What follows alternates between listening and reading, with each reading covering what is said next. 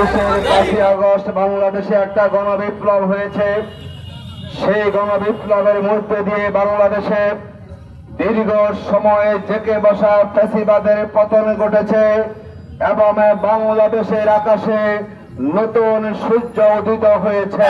বাংলাদেশের জনগণ আগামী দিনে আমাদের কাছ থেকে নতুন রাজনৈতিক বন্দোবস্ত দেখতে চায়।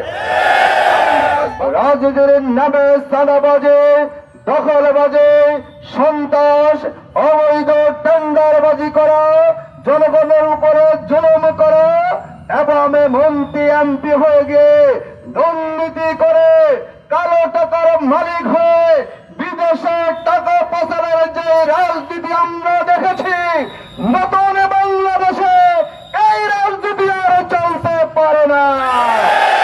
যদি একদিন আপনারা ভুল করেন নেতা নির্বাচন করার ক্ষেত্রে, বিশ্বাস করবেন 5টা বছর আপনাকে পস্তাতে হবে।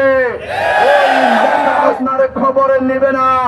ওই নেতা এখন মুখে মিষ্টি মিষ্টি কথা বলবে, আর যখন বিজি হয়ে যাবেন তখন কি করে ক্ষমতা দেখিয়ে জনগণকে জুলুম করা যায় তারা সেই পথে হাঁটা শুরু করবে।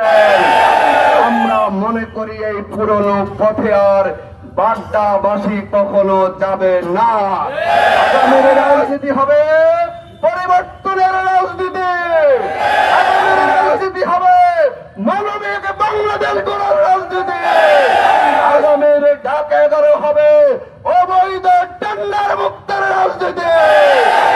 আমরা জনগণের শাসক নই, আমরা সেবক হব।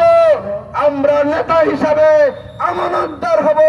আমরা জনগণকে সম্মানিত করব, আমরা জনগণকে মর্যাদা দিব। আমরা নিজেরা কোনো দুর্নীতি করব না, আমরা কাউকে দুর্নীতিও করতে দেব না।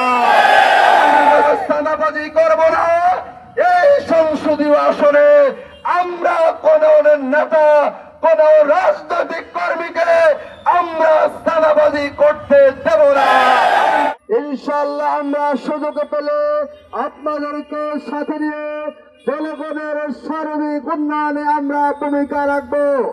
আমরা স্বাস্থ্য সেবা থেকে শুরু করে আমাদের এখানে যুবকদের কর্মসংস্থানের ব্যবস্থা করা, নিম্ন স্থানের মানুষের জন্য স্বাস্থ্য বীমা চালু করা, স্বাস্থ্য কার্ড চালু করা, একটা সরকারি হসপিটাল প্রতিষ্ঠা করা, সরকারি কলেজ প্রতিষ্ঠা করা, সরকারি স্কুল প্রতিষ্ঠা করা, কমিউনিটি সেন্টার প্রতিষ্ঠা করা, খেলার মাঠ প্রতিষ্ঠা করা এবং এই এলাকার যে যানজট সমস্যা আছে সেই যানজট নিরসনে আমরা আগামী দিনে কি করে বিকল্প ভাবে রাস্তা তৈরি করে এই সরকারের যানজট নিরসন করা যায়, ইনশাআল্লাহ আমরা সেই ক্ষেত্রে ভূমিকা রাখবো।